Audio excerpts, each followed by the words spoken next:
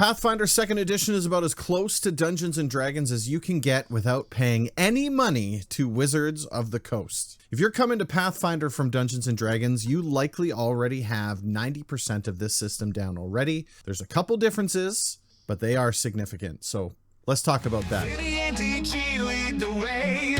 New RPG systems every day. Dice roll quick adventure calls. Walking through tabletop's golden halls. Masters of pen and paper. RPGs of every flavor.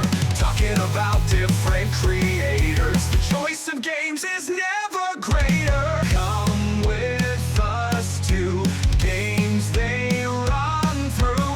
New, old, and interesting. Thank you all for listening. Welcome to Masters of Pen and Paper. My name is DG. I'm Finny. Today we are going to talk about Pathfinder 2nd Edition, specifically about 2nd Edition. I don't know, Finn, because we got to touch a little bit about 1st Edition through the podcast, but are we one day going to loop back and talk specifically about 1st Edition, perhaps? Well, I didn't buy the books for nothing. That is, I mean, hey, that is a thing. So, I would suspect that we would circle around to 1E. At a certain point, I think that's probably would make sense when we go back to talk about the earlier editions of Dungeons & Dragons as well, right? Exactly. It'll coincide with those ones as well. Yeah, absolutely. It makes sense for us to be speaking about Pathfinder 2nd Edition as the second episode of this podcast. The first episode was about D&D 5th Edition, which was about, like we said in that podcast, it was the 5 out of 10, the vanilla ice cream kind of tabletop RPG. So now we're just like this much, just a little bit off from where we were before we get into like the crazy tabletop RPGs, right? Right. We're still keeping it pretty close to home, but now we're introducing a couple new interesting things. So what we're doing is we hit number 1, right? That's right. Yeah. D&D is number 1. Pathfinder is number 2. It's number 2. It is. Absolutely. It's D&D and Pathfinder, and it has been ever since Pathfinder came to be, since the split in 3.5. Yeah, absolutely. And I mean, quite a few, we're going to get into it here, but I mean, like, quite a few people play Pathfinder. It's one of those things where it's like, oh, I play Pathfinder, and people actually understand what that means for the most part. If you're in the tabletop community, right? Like, it's not like it's just some obscure RPG. It is legit, like the second in line, right? Dungeons and Dragons, Pathfinder. Fun fact. I believe it is in 2014 or 2010, 2011, 2012, and 2014. Pathfinder actually surpassed D&D in sales. Wow. That is impressive. It's not surprising. Crazy. Because there's certain things that happened in those time frames, but that is interesting. They've been swapping back and forth since the debut of Pathfinder, essentially. No time like the present. I think we should just jump right on in, Finn. Yeah. So tell us, man, what's Pathfinder 2nd Edition? So Pathfinder 2nd Edition is based on the D20 system, just like D&D another is. D20 system. Yep. Makes sense. Very, very simple system to use, and of course, very common. For sure. Very popular, I should say. For sure. Yeah, traces its origins back to 2002, which I found out. And I don't know if you... I'm sure you're aware of this, but I mean, the primary company, Paizo, they had taken over the publishing rights for the Dungeon and Dragon magazines for Dungeons and Dragons. Yeah. Right? Yeah. And so they took that, they were publishing those magazines, and there was some Pathfinder content kind of in it, but it was still Dungeons and Dragons. They kind of snuck that into it. It was like an envelope, right? Yeah. Yeah. And so they went from that into the publishing contract ended 2007, and they continued releasing a Pathfinder periodical at that point. So they weren't doing Dungeon and Dragon anymore. Now they were doing Pathfinder. Yes, exactly. And then from doing Pathfinder, this was of course, during the 3.5 to 4 transition, right? Mm-hmm. The D&D 3.5 to D&D 4th edition transition, that they felt that D&D should go in a different direction, and they said we can do just as good as they can, can't we? Exactly. And they created Pathfinder 1E. Boom. And the dawn of Pathfinder was in that moment. Yeah, that was 2008. 2008, yeah. Pathfinder 1 releases out into the public, and they did an open play test. I believe they did. Original Pathfinder 1E, affectionately known as affectionately known as Dungeons and Dragons 3.75. Yeah. Kind of the offspring of 3.5, where they took the open game system, the open game license, Yes. and they kind of just made their own game. They did their own thing from it. They did, using that specific license, and that OGL license is the one that Wizards of the Coast, or TSR, I can't remember who came up with it first, placed it into their game saying, hey, everybody loves gaming, so you guys can use this as you will. Our game only works when you're playing in this world, and we have to give you certain abilities to create in this world in order to play our game, kind of thing. Right, yeah. For sure. And some companies saw dollar signs when they saw that. Oh, you know they do. Yeah. Every company sees dollar signs. Absolutely. And it makes sense. So Pathfinder, publishing a magazine, ends their contract with Wizards of the Coast, publishes their Pathfinder magazine, still popular. Yes. And then they go, you know what? Let's make our own game. Pathfinder 1 is born. Yeah. Fast forward through to about... So this was 2008 came out. Fast forward to 2018. 10 years later. 10 years later, they start the public playtest for a Pathfinder 2E, a second edition. Yeah. And then a year later, they released the full rule set. That's right. Which, that's an extremely short playtest. Absolutely. Yeah. I mean...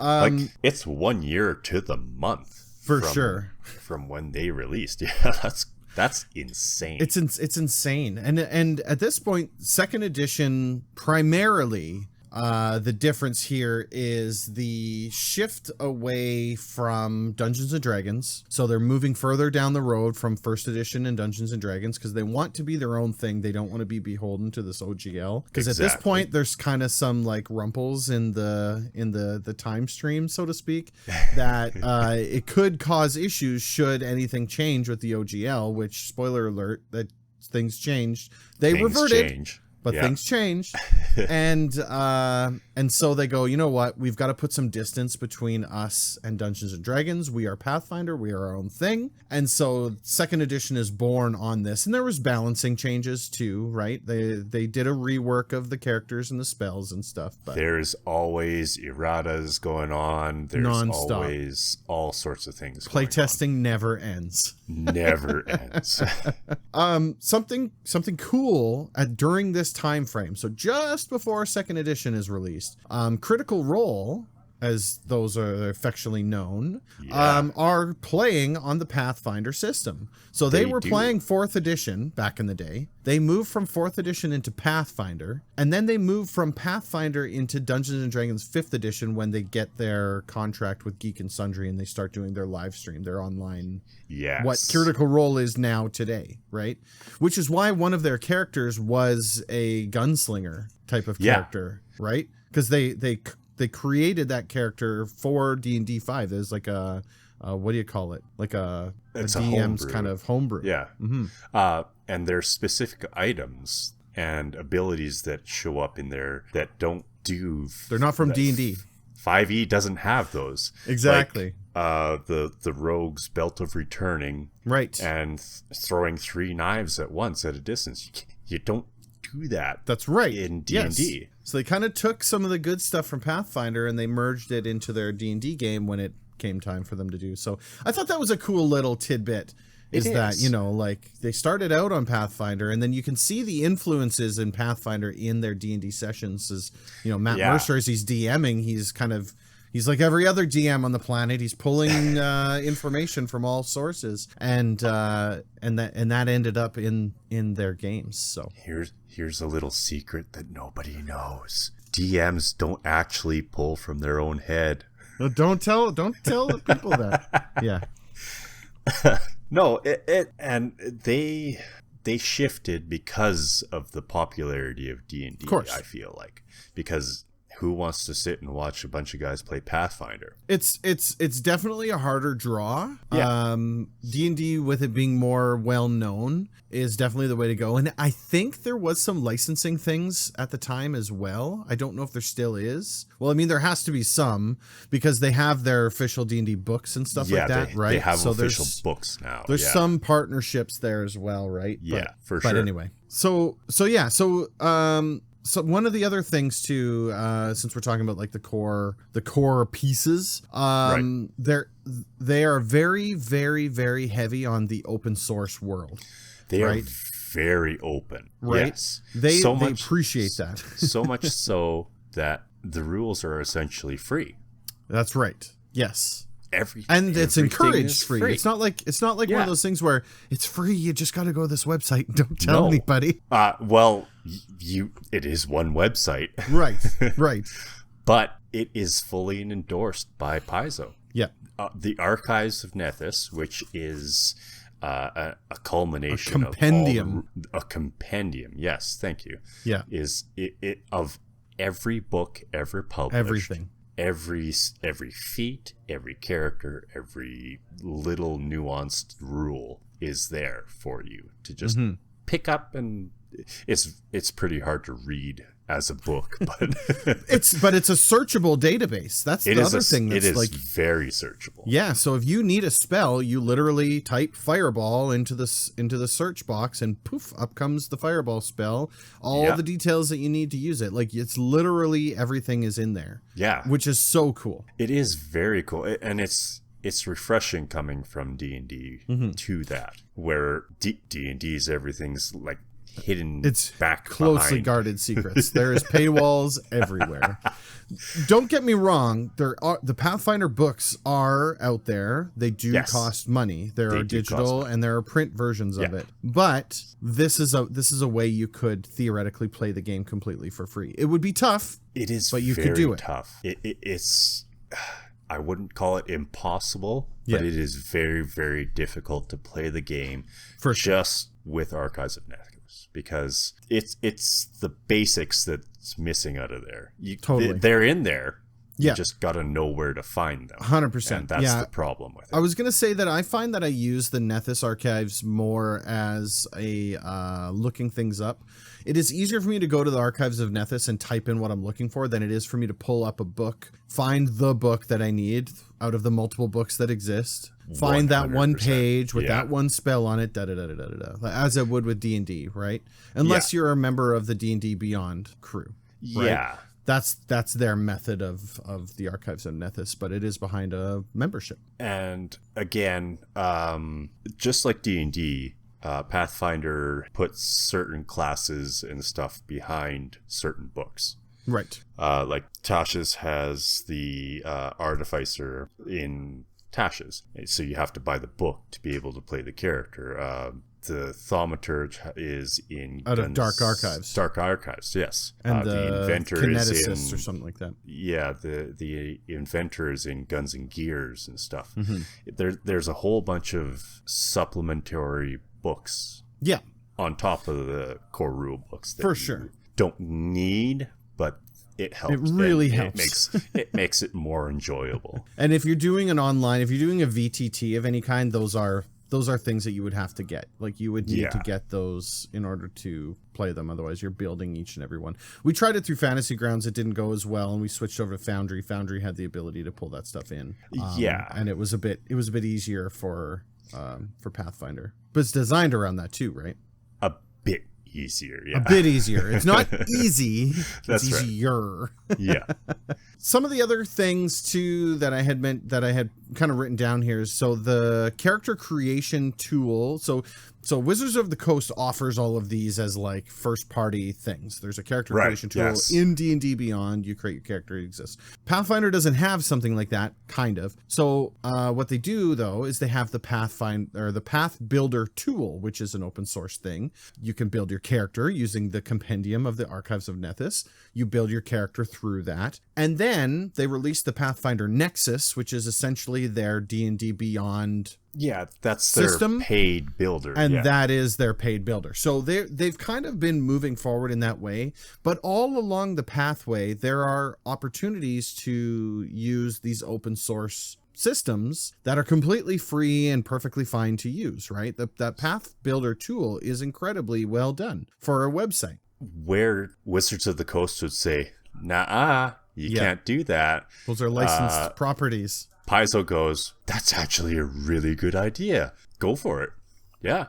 Yeah, and they let it live because they know that by doing so, they will get you as a player. You'll buy the adventures, you'll buy the rule books, you'll buy the updates. So it's not like they're not making money out of it. It's just they're not locking people out of the game. I guess at this point we can talk about the OGL to the ORC conversion, because there was a certain thing that happened between Wizards of the Coast and Paizo and Dungeons and Dragons and Pathfinder. Well, Dungeons and Dragons and everybody else. And there was a certain point where they said, no, you're not allowed to do maybe that we should anymore. change this whole OGL thing to charge people more money. Exactly. It was third-party creators were going to have to pay Wizards of the Coast a lot of money to create content. So it was a percentage of what they sold, essentially. Yeah, which it was astronomical when you consider some of the numbers that, like Critical Role and all these other Kobold Press and all of these other places were. Paizo being number 2 spot in sales of tabletop RPGs underneath D&D was going to lose a butt ton of money over this. Unreal amount of money. Yeah. So they created the Open RPG Creative License, the ORC. And with that, they also started remastering their 2E. They changed a lot. This started in 2021? 2020? Sounds about right. Somewhere around there. Yep. And in 2023 and 2024, they started releasing the remastered Player Core, GM Core, Monster Core. They renamed it from the Player's Handbook to a Player Core. Yep. All the spells started getting new names. Yeah, everything got new names. Monsters were given new names. Certain abilities were given new names just to distance themselves even further from the torches OGL. Aren't torches anymore. DG's a little salty about that. I'm salty about my torch turning into a crystal. And with that, it's an ongoing process too. And with the remaster, they've also been doing some balancing. So and it's at the time of recording, it's still a long, drawn out process. We're supposed to be getting Guns and Gears and pretty soon, I think. It makes sense that this is a long, drawn out process because you're talking about a system that originated from Dungeons and Dragons. And so that OGL allowed people to use D&D stuff on completely for free, right? You can use a kobold, you can use a torch that is actually fire. You know what I mean? Like magic missile is a spell that is in the open game license. Yep. But when they make the change and say, you know what, if you're using our open game license, it's more like a kind of open game license. and do they put that threshold on it, and all of a sudden now you can see. So it makes sense why they're driving that change. For sure. And the refresh of it is not actually that bad. Like the remaster, like originally when it was brought up, I was like, this is going to be rough. They're going to have to change all of this stuff. But I mean, Magic Missile changed to like, what was it called? Force Bolt or something like that. Force Bolt. Yeah. It's like, it's still a magic missile. All it changed was name. Yeah. There's very few spells specifically that changed how they work. Yeah, some did, but I'm assuming those were ones they were already targeting from a balance perspective. Yeah. And they just, this was a good opportunity to be able to kind of shift that into there as well. Exactly. Right? Yeah. So, so now as it stands at time of recording, they're pushing along really well. I would suspect that it won't be too much longer, a year, maybe 2 years before they're completely their own thing. Right. Yes. And they've separated enough off that the OGL is actually not even in play anymore for Pathfinder. I would suspect that a Pathfinder 3.0 is on the horizon at a certain point, maybe a few years down the road, in which case, again, the same way that it went from 1 to 2, a little bit more further away kind of thing. Yeah, right? yeah.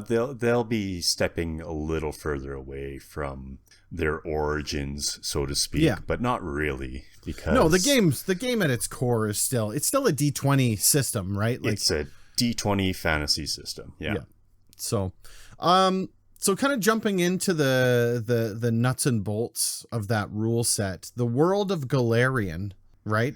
Yeah. And so is there a setting other than the world of Golarion in Pathfinder? Or is that it? It is Golarion or bust. Unless you're making your own thing. Yeah. There's your homebrew world, but all Pathfinder adventures from 1E and 2E are all from the world of Golarion. Makes sense. There's no, elves are from space, dwarves are from somewhere else. Right. It's the lore in it is, it's so deep. I haven't even There's a gotten lot into it, but there's a lot of story in there. there's only been one setting. Right. There's no Greyhawk, Dragonlance, And Faerun. that's kind of what I was anywhere else. getting at, right? Yeah. Like, I mean, everyone is in the same setting unless you're doing your own private homebrew thing that Exactly. you've created, your own created world, which, I mean, Yeah. that's in every single TTRPG on the planet, I think. Yeah. But I thought it was really cool that the one setting for the system is Golarion, and it kind of lends itself to how large Golarion is, right? It's in that- gigantic. Yeah, like you're literally, like, when you're talking about a world, this is literally a world. Like, it is massive, all of these things, and how different all of these adventures can be in their locations, et cetera, right? With Golarion being a single world where all of this happens, in D&D you have Eberron, where Yeah. it's kind of futuristic tech stuff,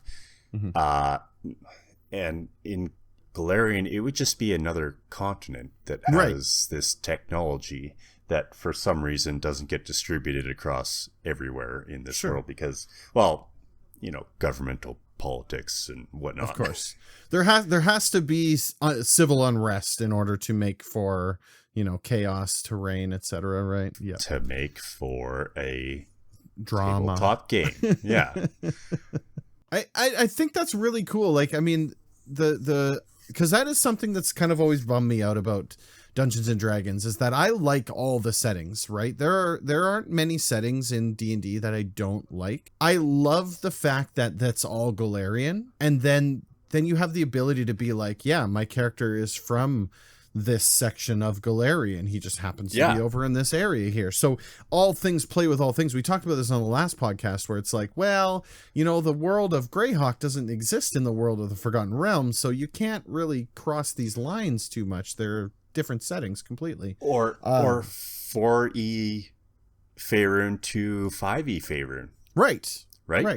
Like in Golarion, there was a cataclysm that happened which coincided with the transition from 1E to 2E, which was fantastic. Right. It changed things in world, if you decided to play in the world, of course. For sure. And I mean, we're also like, there's also their space world that also dovetails into this system, into the world as well, right? Yes. Starfinder definitely coincides with this. So in D&D you have the multiple planes of existence, right? In Golarion, or in Pathfinder, sorry, you have space. Right. You go to another world and you meet elves. That's where they came from. Right. Or you go to another world and it's all Mechanicus there, right? Exactly. Stuff like that. And they don't, it's the same universe. It's not different planes of existence. Yeah. It's just so cool, like, how all those things kind of fit together. And if you wanted to have an adventure where it dovetails into space, simple enough. You're able to do so. The rules aren't interchangeable yet, but they're moving that way, are they not? Yes. Starfinder 2E is going to be compatible with Pathfinder 2e. Mm-hmm. So your barbarian will be able to go into space and hack off, alien limbs, six limbs of the 9-limbed Traxxas or something. I love the concept of barbarian in space. I think that's a fantastic character design. No, Grunthal, you need your helmet. Come on. Yeah, it's like his little loincloth and a space helmet. That's hilarious. He'll be raging. He'll take half damage anyway. Yeah, exactly. So getting into a little bit of the system, when you are building your character, so in D&D you would roll you'd use your ability array, you would use a 4d6 method, you would do whatever it is. In this game, it is based just on the ability scores. It is not like your constitution is 18 and your ability score is 4. It is just your ability score is 4. There is no 18. There is one behind the scenes, basically. But yes and no. Once you get your stat that tells you what your modifier is, you don't look at that stat. Your stat's gone after that. Yeah, exactly. Like it's there, but it's never used. You don't need it. No, exactly. And one difference is that with D&D you have the option of a points array system or a roll. This is specifically everyone starts out at 10. You get a plus from your race, you get a minus from your race, you get a plus from your class, and you get a minus from your class, or various multiples of those. Right. And you just build your character as that. There's no chance in it. Well, there is, but it's because it's a game and you can do whatever you want. You can roll your stats if you want, but sure. To the core rules, you get the start from 10 and work your way up, and you get so many increases. Yeah, and that leads into further customization, right? Yeah, like so your barbarian could be built dexterously. You could have a high charisma barbarian. Right. You could do all this stuff. And weirdly, it would still work. And that's the crazy shit about it. I mean, you could build something that won't, but for the vast majority of things, I mean, most of the building blocks fit together to give you at least something functioning at the end. Yeah. Some are better than others, but I mean, that depends on how much you want to pay attention to what's the best. Because I've always been a believer that there is no the best. It is what's the best for this game. Yeah. Yeah. It varies from person to person. You get all those people that are min-maxers and they got to squeeze every last DPS out. Yeah. And then there's the people that play flavor. Right. They like, okay, so I might not, get that extra +4 to my damage. I'm still doing 30 damage. It really doesn't matter. Exactly. Yeah. 100%. Yeah. So something that I put down here was the defense system, which I thought this was really cool. Right. Yeah. So those are saving throws essentially. They took saving throws and they compacted them. So you got 3 saving throws now. You got your fortitude save, you got a will save, and you got a reflex save, and that's it. So any of your spells, you're not rolling, make an intelligence save against this beam, make a constitution this, make a charisma this. No, it's if it affects your health in any way, roll a fortitude. If it affects your mind in any way, roll a will. If you can dodge it, roll a reflex. Right. And simplified. That's it. Yeah. Yep. And you have the ability to adjust these scores. So you can be someone who has really high reflex and really low will. You can be balanced across the board. You can, right? Like depending on your type of character and what they do, you get different bonuses for different choices and as you go. Again, further customization for your character. Exactly. That being said, most of that stuff is also tied to your class. Right. Yeah, the rogue is going to have higher reflex than the barbarian is. Yeah. Right? Makes sense. Yeah. There are also certain wordings that we need to suss out as well. Like concentration is not what D&D concentration is. Right. So if spell has concentration, that just means that you have to be able to think to use it. So a raging barbarian cannot use anything that uses concentration. Which makes sense. Because he is raging. He has no concentration. The only thing unable to concentrate. The only thing he is focused on is slamming his axe through the next guy.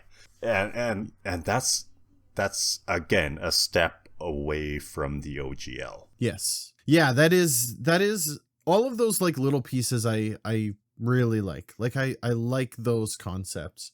And the customization of like your character, making it your character, not just like this is the best barbarian. This is DG's barbarian. This is how good he is at it, right? Like, and DG's next barbarian will probably be very different from DG's first barbarian. Exactly. Right. Yeah. Completely different because different choices. And it will still function the exact same. Right. Yeah. At the core mechanics of it. Yeah. Opportunity attacks was something I put in here that I thought was interesting, worthwhile talking about. So D&D, if you get into combat and you exit combat, the enemy has an opportunity to use their bonus action, their reaction to make an attack against you as you're exiting combat range. In Pathfinder, opportunity attack is treated as like an ability. And so fighters get opportunity attacks and not much else. There are things that give an ability. There's monsters that have it, but it's not like everybody has it. It's actually quite a bit rare for an opportunity attack to exist. It's quite rare. And that's what makes Pathfinder so much different from D&D is that the combat is very mobile and fluid. Yeah. Everyone constantly moving around. You can slip in, make an attack, and duck out, which is very cool. Because, again, like you said, there's very few and far between cases of the monster having opportunity attack. It sucks when you get used to that, though, because then it's going to be that one that does, and you're going to get really punished for it. Yeah. But that also comes into play with the other things that you can do during combat, such as recall knowledge. So you can use... Okay, let's rewind a bit. Let's talk about recall knowledge. No, let's talk about actions. Action. Oh, okay, yeah. Better, even further back than I was thinking. Basics. Yeah, you bet. Because that is different than D&D as well. D&D, you've got a move action, a standard action, and then a bonus action. And in addition, your reaction kind of thing, right? But bonus action only happens if you have a bonus action. If you have it. Yeah, that's right. In Pathfinder 2E, you have 3 actions. It's like a pool of points, kind of. It is. It's a pool of points, and like basic things take 1 action, like moving your speed, which is typically 25 feet. Certain complicated things like casting spells, that takes 2 actions. Or more. Or less. Or less. And Pathfinder came up with a real neat thing for that. When they list when you read the spell, the first thing at the top, it says actions 1, and then it has a little diamond that's been colored in to symbolize 1 action. Right. And on the 2 action one, it has 2 diamonds that are colored in. So you can just at a glance look to see what spells or abilities you can use with what you have. Right. And so movement takes 1, swinging a sword takes 1. There's no multi-attack in Pathfinder. In fact, when you say multi-attack, you mean like a fighter in D&D gets 2 attacks in a single action. Exactly. Or more. There's only 1 attack per action, and you only get your 3 actions. You only ever get 3. You don't get to upgrade them. You don't get to get more. You can choose to use all 3 actions to attack, should you choose. Yes. But however, then they implemented that to balance that. Right. They implemented the multiple attack penalty. The map. The map. And that is terrifying. Yeah. Because for standard attacks, it's -5 each time you attack. Right.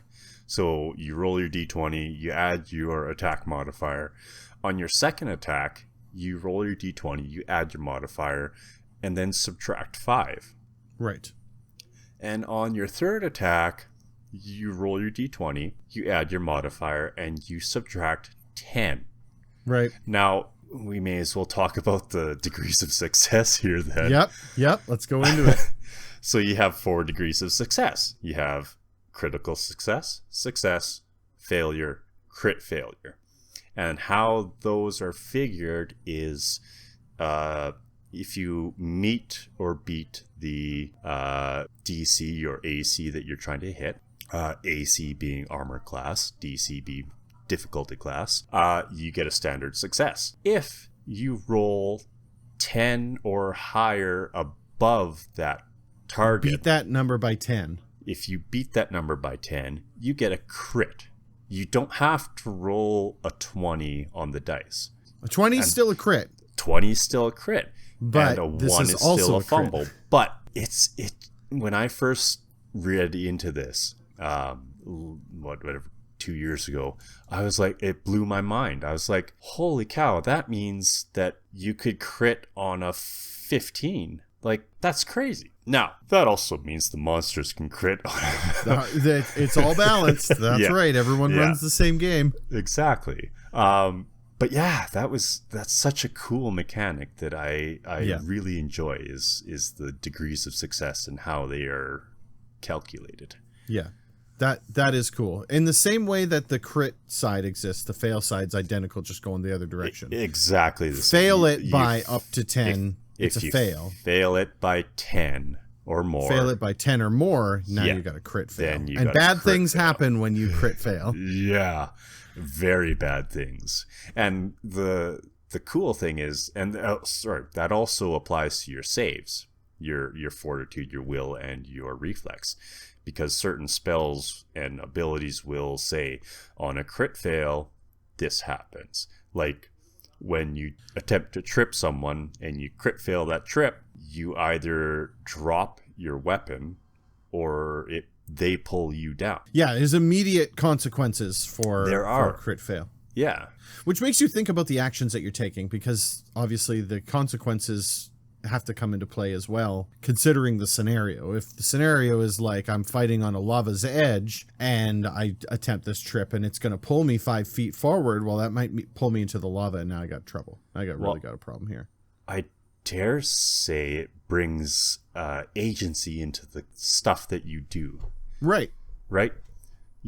Because it's very realistic. This is what my character would do, like legit. Yeah. Not in the negative way. So I take my whip, I hook it around the guy's foot, and I attempt to pull him prone. Well, he sees that coming. He rolls really well on his reflex save, and he goes, ha! And he pulls his boot back, and you are still holding onto your weapon. So what do? You either let go of your weapon or you fall down. Exactly. Like I love that. I love how simplified the combat system is. It makes things a lot easier. It's simplified and it's and more complex. What's the saying? It's easy to do, hard to master. Absolutely. That is exactly it. It's kind of speaking about the character creation and stuff. We touched on a little bit with the customization, but we didn't really mention about the feats, right? Like the feats list is insane in this game. This is the bread and butter of Pathfinder. Your character is make or break on those feats. This is this is why every character you build can be different and the same class, same ancestry now, same background, same everything, but then you choose different feats, and there's like 1,500 different feats in Pathfinder. And growing. Every book has it adds more like feats. 400 feats. Yeah. And that's so cool. It really is. So what the feats are is they make it not so that you can, people have this misconception that feats only allowed you to do certain things. Well, the way I read it is, okay, you've got the grappler feat. It lets you grab someone easier. Not that the person without the grappler feat can't grab someone, right? It when they do it, the DM or the GM, look at me getting all screwed up here. The GM sets the DC for it, and at trained or untrained or without the feat, yeah, your DC is going to be higher because it's going to be tougher for you. But if there is a feat that says, yeah, you get to add your athletics +2 to your grapple check, well, that just makes it easier for you. It's not entitling you to be able to do it over someone else.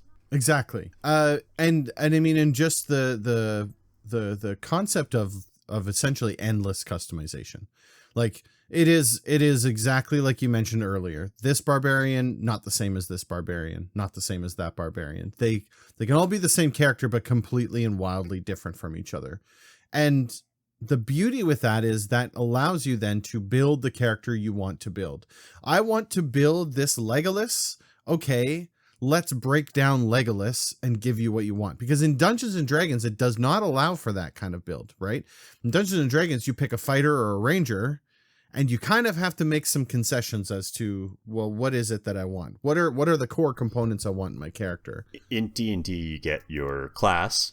Mm-hmm. At level 3, you get a subclass. That's about it. And then you get your level ups throughout, right? You get your like, level ups. There's not a lot of customization to that. Yeah, you get your abilities as you level up through those to your class and your subclass. Correct. Pathfinder, if you want to be good with a bow, yeah, every level up, you get a feat of some sort. There's a general feat, there's a skill feat, there's a class feat, I forget all of them.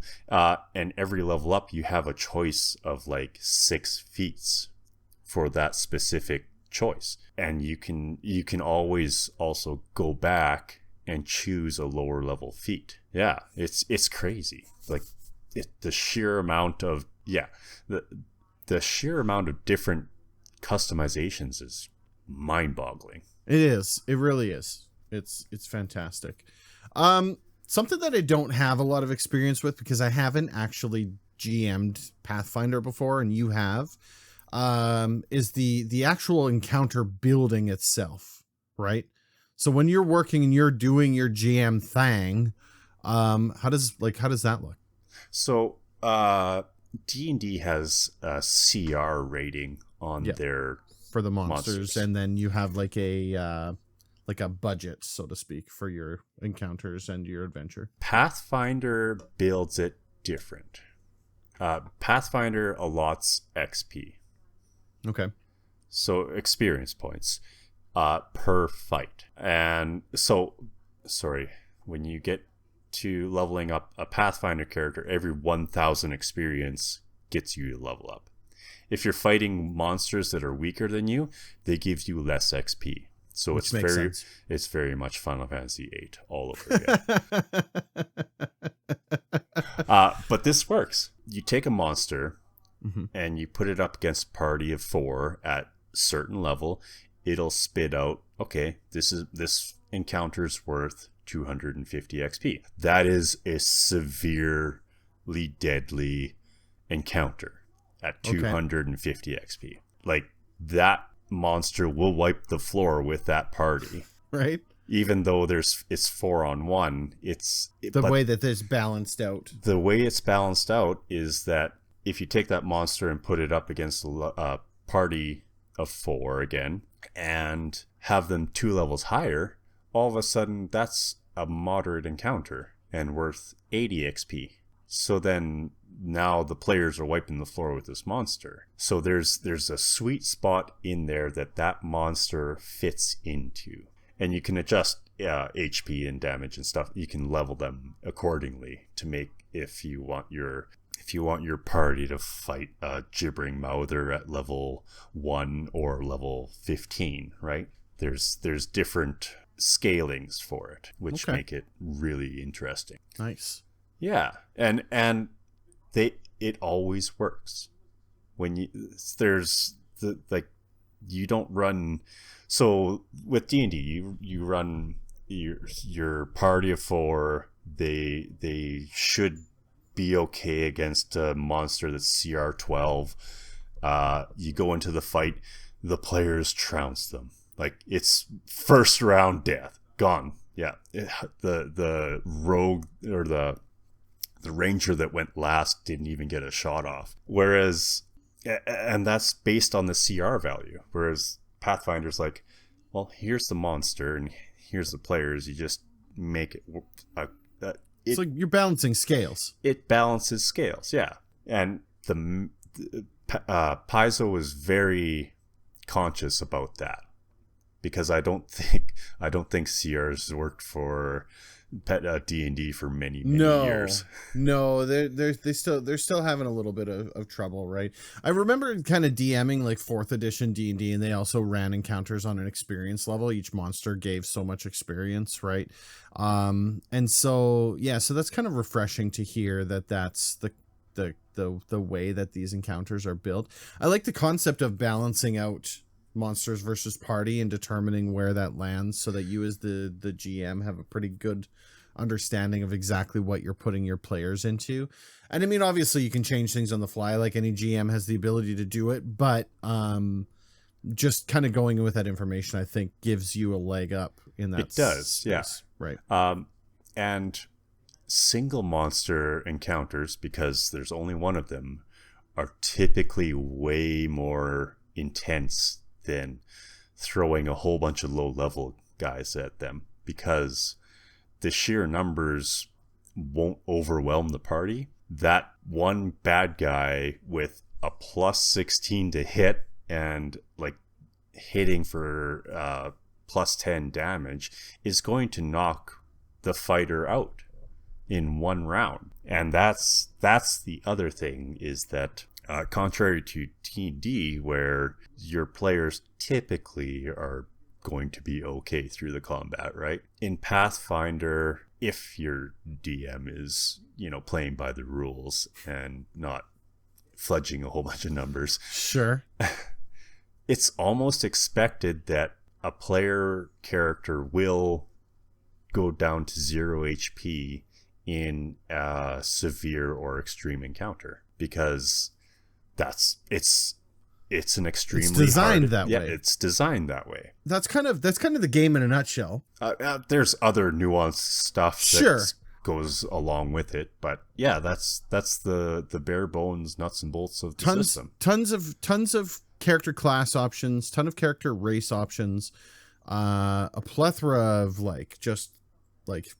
if you want character creation, this game has it for you, right? If you're somebody who's like, as something fun to do, you make characters with backstories and fleshed out abilities and stuff, Pathfinder has that in there for you. I think that's actually one of the character creation the world of character creating in Pathfinder is one of the biggest pros, in my opinion, to this game. I would say that character creation and the simplification of a lot of the things, like going to the ability scores, the defense system, the opportunity attack stuff we talked about earlier, I think those are a lot of like the things that I think are that set this away from D&D in a very, very good way.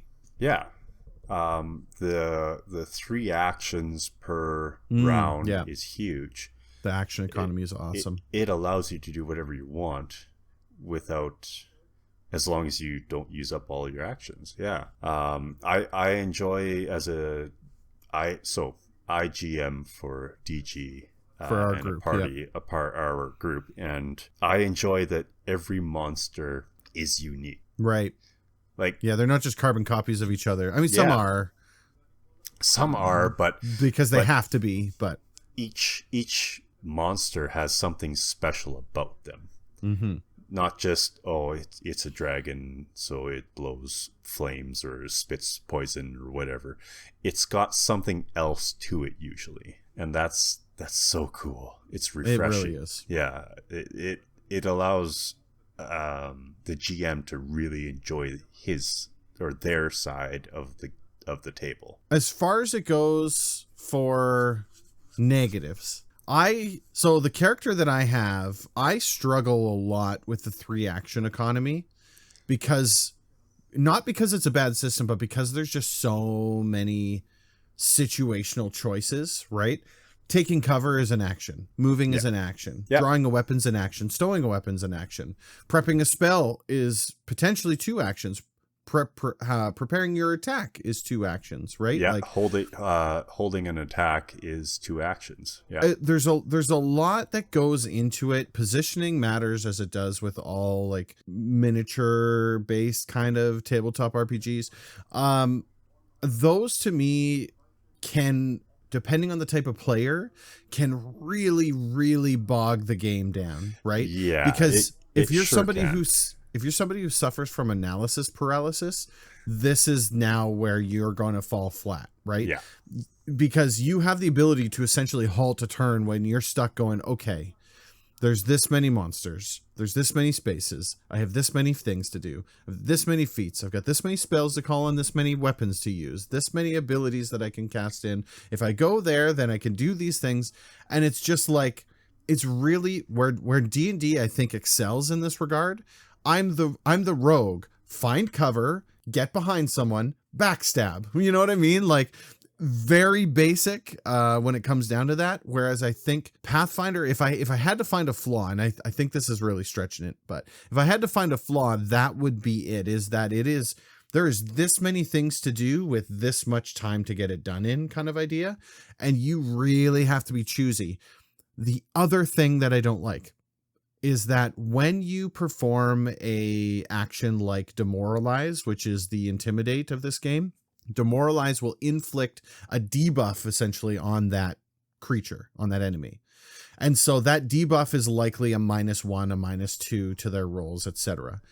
What I don't like is that when I cast that Demoralize, if I happen to be the last one in our turn tracker before the enemy, that Demoralize expires on the enemy's turn. So if I'm the first one in the order, it will go through all of my party until it gets to the enemy. If I'm the last one in the tracker before the monster, it will expire at the end of my turn, basically, which rules it useless. So yes and no. And this is where the quote unquote tactical the rules combat, is written. No, the tactical combat comes in.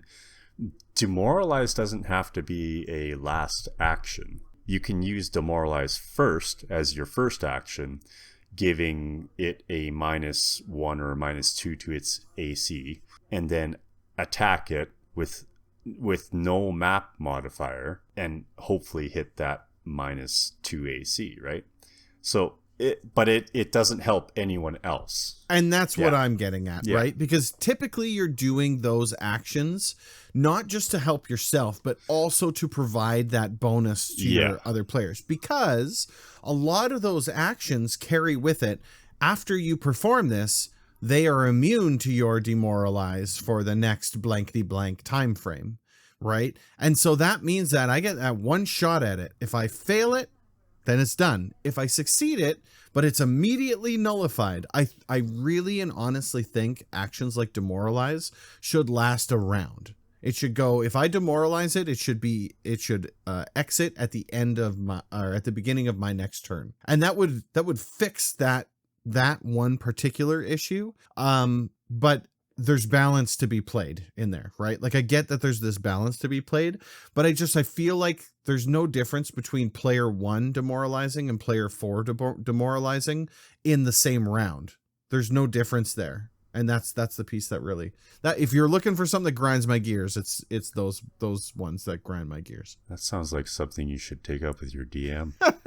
I have. I mean, the thing is that it's not one to really argue, because rules as written, that's how it works. It expires on the monster's turn. And so the GM has the ability to nullify that, but they're not supposed to. The rules have it saying specifically that this is when it expires, right? I really would like to see in future upgrades that's the upgrade, that one of the pieces that they decide is that those things, because your action points are precious. I get 3 that turn. If I use 1 for demoralize, I only have 2 left. Specifically, your character is quite tight on their action economy. Very tight on action economy. Yes, absolutely. So that would be my con if I had to pick one. I would point out the first rule of Pathfinder, and I will read this right from the book. Sure. Okay. The first rule of Pathfinder is that this game is yours. Use it to tell the stories you want to tell, to be the character you want to be, and share exciting adventures with friends. If any other rule gets in the way of your fun, as long as your group agrees, you can alter that rule. Absolutely. And absolutely. That's how every tabletop RPG plays. Ultimately. And Yeah. and I guess that's kind of why I would list this as a con, because really there is no cons in any TTRPG. Yeah. If the GM's willing to go along with it. Exactly. I just feel that if it's written in the rule book, there will be a GM out there that's like, nope. 100%. Rules as written, this is how it works. Right? Because there is a key line in what you read with is as long as your group agrees. Yeah. And the GM in this case has final say. And I Always. believe there are GMs of all flavors.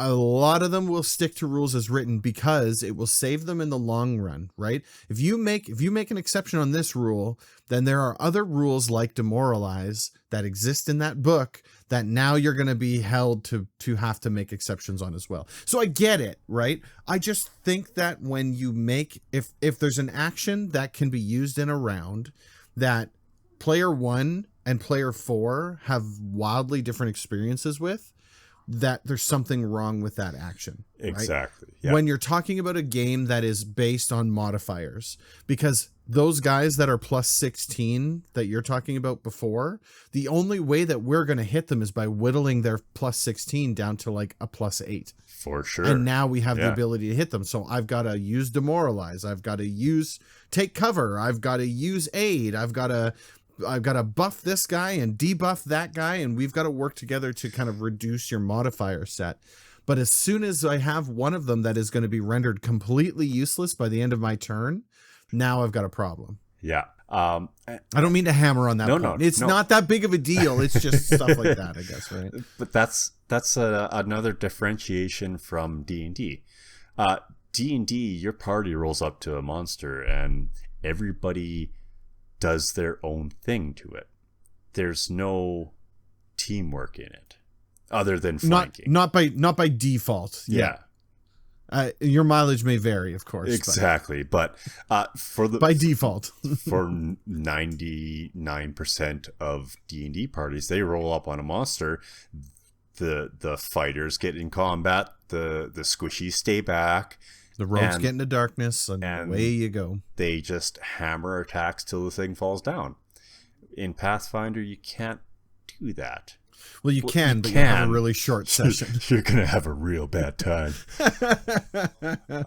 Just because of the way things work. They tried to step away from that one-on-one combat feeling into a more of a team-based experience. Finn, what would you say your pros and cons of this system are?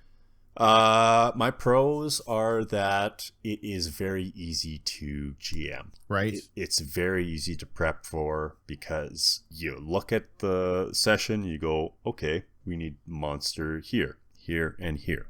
What's the party level at? Okay, they're at level 4. All right.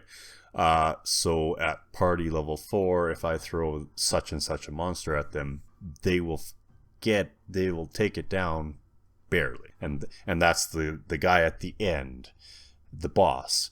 I'll throw a couple ads in here and make it a exciting session, but it's very simple. Cons, it's it can be very, Pathfinder can be very wordy. Sure. Like, sure. The player's handbook for 2E was 623 pages. It's or huge. Something like that. It is a huge book. Now, that also includes the Dungeon Master Guide, or the GM's Guide, in there. But it's huge. It's daunting to look at on the shelf. You pull that sucker off, that is a tome in your hand to with all the rules there. But there's a lot of interactions that are really hard to follow. Totally. So I was just flipping through the D&D Player's Handbook, 320 pages. Yeah. So double, literally double. And I want to say the GM's Guide is shorter yet. I've got that beside me as well. I agree. Yeah, 320 pages actually, both books. Both. 320 Okay. pages. So 640 total with those two books combined. Yeah. But I do like that Pathfinder's got everything in a single book. I like that. Yeah. The reason why I like that is because I don't use a physical copy. And it's really nice to have one book open that I can Control F and find anything that I need in it. Even if you were using a physical copy, how often does the D&D DM flip through the player's handbook? Well, I do a lot, but only because I'm overboard when it comes to prepping. I need to see all the pieces, but I don't think normal DMs do that. They do. I can guarantee you they do, because the stuff in the I player's see what handbook you mean. Sorry, yeah, I get you. is not in the DM's guide. You're right, yeah.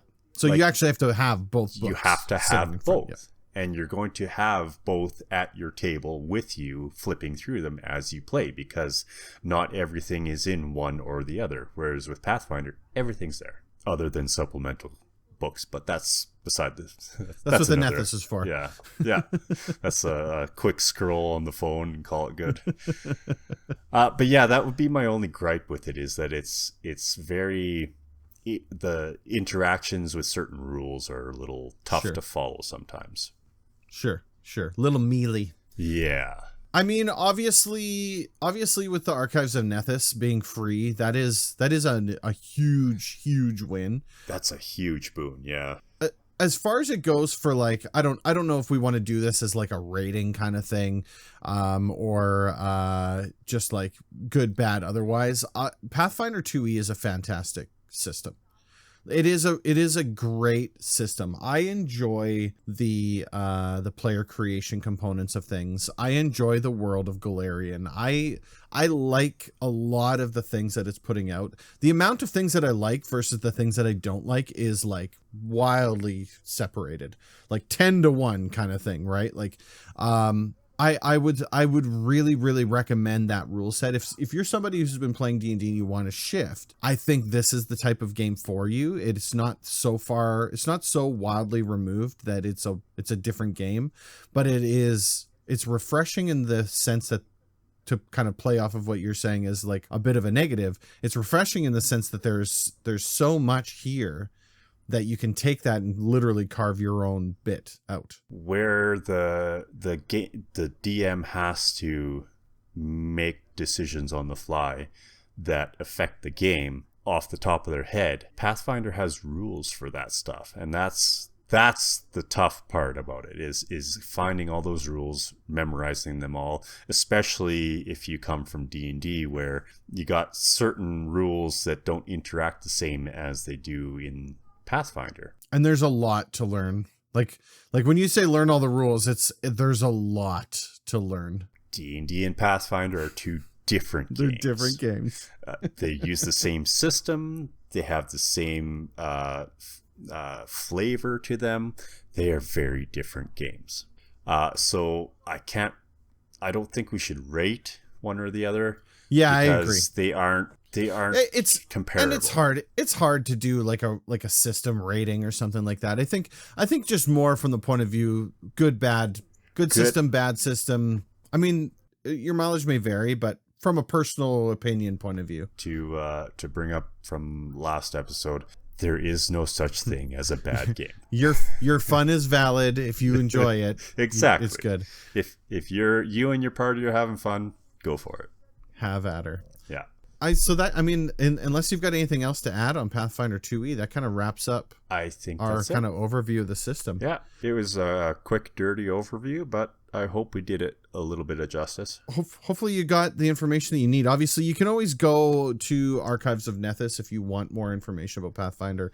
You can go there, and everything is up there. Check out the sheer amount of classes Just and cool check stuff they it get out. to It's do. so good. So something that we're kind of going to start doing with closing the show out here, it's an open invite to anybody who wants to leave any comments or give us any feedback or anything. If you want to tell us your stories, your RPG stories, your TTRPG experiences, things that are relevant to you. Hey, maybe you have a question that you want to ask us. Yeah. Throw it into those comments and let us know what you think. And towards the end of the show, we'll go through it. We'll let you know what we think. Since we're still kind of fresh, Finny, you kind of chucked one in here. Yeah. About something for us to chat about towards the end of the show here. Yeah, so I wanted to share about our first session DMing, because Right. DG is a old hand at DMing. I've done it for a while, but I definitely haven't done it like the No. 4th edition was my first DMing. Exactly, right? And I don't even know my first session would have been with 5e. I did that one shot with the giants, and Yep. that was terrifying. You can ask my wife. I sweated and worried for about a week and a half before. And you were playing with like grizzled session. You're playing with grizzled veterans that will just go along with it no matter what it is. Exactly. So the stakes couldn't be lower for that session. It was with the group that I had been playing with for the last 4.5 years and gotten to know very well. I play with some of them, like I play games outside of D&D with some of the guys, and I was a puddle of mess for a week ahead of time, and it went surprisingly okay. I was surprised. I was very surprised. I thought it was going to crash and burn, and everybody's going to be like, oh, that's garbage. Why would we want to do that again? One-shots are always the de facto entry level into DMing, right? Yeah. Because even if it's an awful time, you're talking about 1 to 3 sessions tops. Yeah. And it is a perfect opportunity to learn how. If there is somebody out there that's listening that's going, I would like to be a DM, but I haven't the foggiest clue. Get yourself a one-shot module, read it front to back, learn the system, sample the combat encounters yourself with some pre-rolled characters, and learn it. That's it. That's all you got to do. Now that's easy for me to say now because I've done it a lot, but I get what you're saying because my first sessions. So your first session was on a virtual tabletop too, by the way. It wasn't in person. Right. Yes, exactly. Right? Yeah. So we had wildly different first DMing experience. My first DMing experience was in person. And so I had to draw the maps. Do I have one handy? I have a grid. I keep a grid notebook. It's a 80-page, 50 by 50, the graph 50 paper. by 40 graph paper, right? And I will sit there on spare time, open that book, and literally doodle out maps. So I'll draw a cave. I'll draw a building. I drew a cathedral with like 6 layers and all of this kind of stuff. And I'll draw these maps. And then when I create an encounter, I find ways to put these maps that I've drawn in place. Well, so for my first DMing experience, it was 4th edition. I didn't have a really good grip of the rule set at that time, but I was smart enough to be like, you know what? I could make my own adventure. Couldn't be that hard. And I didn't use a pre-gen. I built my own thing and I took it. We went from scratch. I never had a successful D&D crew until this crew that we're playing with right now. And that terrified me for DMing for this crew because I have killed so many D&D groups with my poor DMing. And it's not even just that. Like, I mean, I say that, but I mean, people move on, etc. But as an early DM with my own content, I didn't have a clue of how the game is actually played enough to design my own encounters, right? And I don't think that comes with anything other than just time and played. I still feel that this is a weak point for me, because we talk with the other guy who DMs, who's been playing D&D since Advanced Dungeons and Dragons. And I was talking to him about the way that I prep my sessions. He's like, why do you have all of this stuff? You don't need any of this. And he's like, here's what I have for notes. And it's literally a half page. It's a couple paragraphs. Yep. And bullet points. Yep. This is a thing that would happen. This is what would happen instead. And he's like, and I fill this out while we're playing. I also add stuff in while you guys make decisions. Stuff goes on. I'm like, I can't do that. Like, I will freeze up and die in front of everybody if that's the case. Like, I have to be like, if this, then that. If this, then that. Else this. Like, I'm like programming. yeah, I'm like you're block programming your D&D campaign. Dude, for real, because that's the only way that I can do it. And what ends up happening by me prepping that way, I have scenarios taken care of. But what ends up happening by prepping this way is I am throwing away 85% of what I'm prepping. Well, yeah, because you're making multiple forks and the party's only taking one. So once they go down one fork, well, there's 4 of them that didn't get used. They got to be crossed off the list. Well, they're to be used or recycled later on, but some of them can, but yeah. like some of them they just sit in a box somewhere to be used for a future adventure kind of thing, right? But yeah, my first DMing experience was not great. I think most people's first DMing experience is not great. I would always recommend, if you want personal advice from me, pick up a one shot. I'm not a huge believer in the like the provided adventures. Some of them are okay, most of them aren't great. It depends on the game, of course. The Paizo adventures are beloved. They also have a reputation. Certain number of them have a reputation of being brutal. I would second that. Pick up a one shot, know the rules, find a group of people of like minds. You want people who know how to play the game too, because that was the other problem with my DMing. I DM'd for people who never played the game before. Ooh.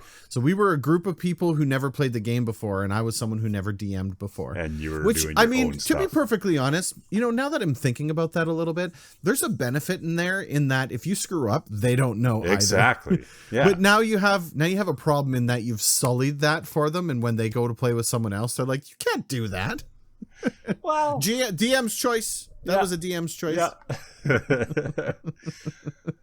No, and it's experience that builds us, right? You don't get good at something without practice. Absolutely. Exactly. So, so that's going to do it for this episode. Thank you so much for listening, for downloading this, and let us know, like I said, in the comments what you think. If you have any feedback for the show, we'd love to hear it. You can find me live on twitch.tv streaming through the week, Sunday, Monday, Wednesday, and Friday. We do stream our Pathfinder game. We do. And we typically stream our Dungeons and Dragons game. So Pathfinder's typically on Wednesday, sometimes on Friday, and then a Dungeons and Dragons is on Sunday nights. So tune in for that if you want to see us in action. As well as I've got a YouTube channel, youtube.com/@DadGamingOnline. Come in and check it out too. I'll be posting some more D&D stuff. The podcast will be hosted there as well, but I'll be posting some D&D stuff. I've got a few ideas for, like, I want to do campaign diaries, kind of recaps of our sessions and stuff like that. I want to get into that a little bit too. But cool. And Finny, if you find Finny here, come hang out with us in the Discord. The Discord link will be in the comments. Other than that, that's going to do it for this. So for last time, I'm DG. I'm Finny. Thanks for having us. Yeah, thanks for listening to this episode. Take care. We'll see you on the next one.